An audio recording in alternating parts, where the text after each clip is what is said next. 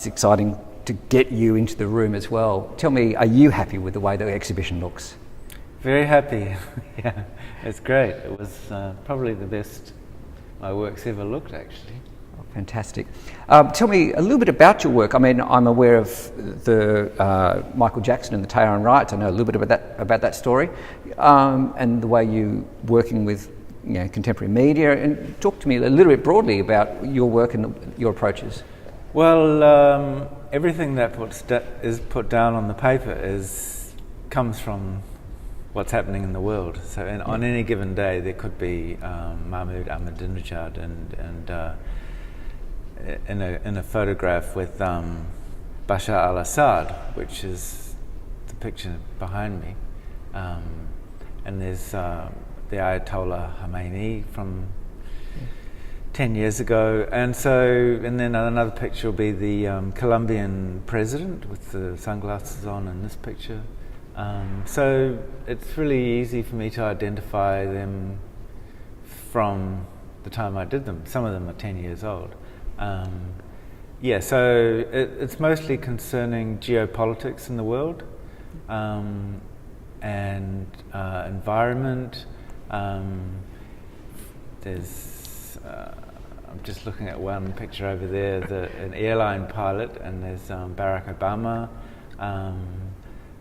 Probably in what I'm doing at the moment, images of Donald Trump will definitely have appeared, yeah. Although it's hard for me to draw him because he's so heinous. But this particular series, there are a lot of towers, so I was interested in architecture and various ziggurats and the Burj Tower in Dubai. So it's pretty much a cross-section of everything. 9/11, the Twin Towers. Pretty much a cross-section of everything. There's some works that were made in Korea, some in Japan, some in Lebanon. And also a lot of the information in the works comes from travels. So, yeah. The work on show here is incredibly consistent, considering the fair amount of time that you've taken your influences and also produced the work.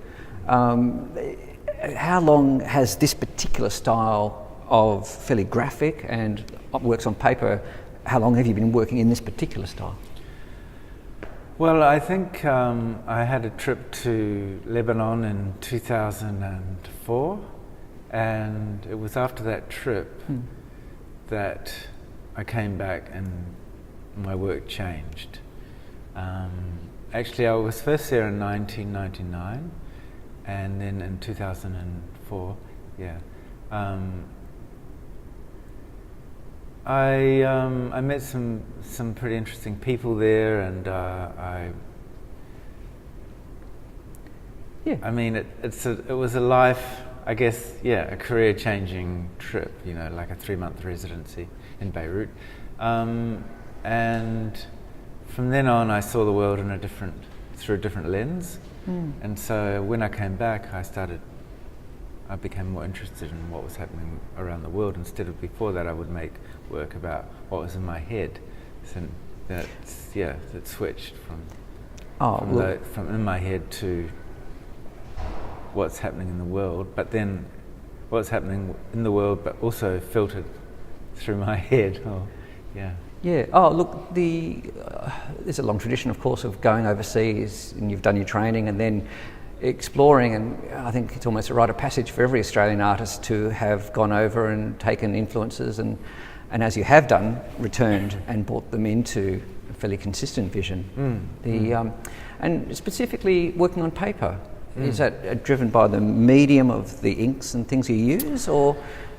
I think paper is it's an accessible material, and once I started working on it, I couldn't stop really. Like the two text pieces are on hanji paper, which is from the mulberry tree in Korea, and every piece of paper has a different story. But the 10-meter works, they came about where I had a show in India, in Mumbai, and I was doing some smaller works for the show. Yeah. And then I bought a 10-metre roll just to sort of speed things up a bit, and I didn't stop. Usually I'd stop at 1 metre and cut it off. Fantastic. And that was where the 10-metre drawings came from, that period. Yeah. Where I stopped cutting off and kept going. And then the timeline developed through working on that scale. There was a timeline, so when you start at the beginning, I always date it, and then date it as I'm going along. Okay. Yeah. Would you ever consider showing the work in a circular room? Would almost work with that. Looking at the time. I have actually shown a 100-metre drawing. The gallery made a 100-metre spiral for it to go. Fantastic. So, yeah. Fantastic. Look, thank you so much. We're incredibly excited to get the exhibition up, and it really does look so beautiful with this lighting. The curator for the exhibition, Lizzie Marshall, has done a wonderful work. How's it been working with her? Great, and she has done a fantastic job. As I said earlier, when I came in, I was completely wowed. I didn't really know what to expect, and I'm so happy I made the trip down to see it before the opening. Yeah. And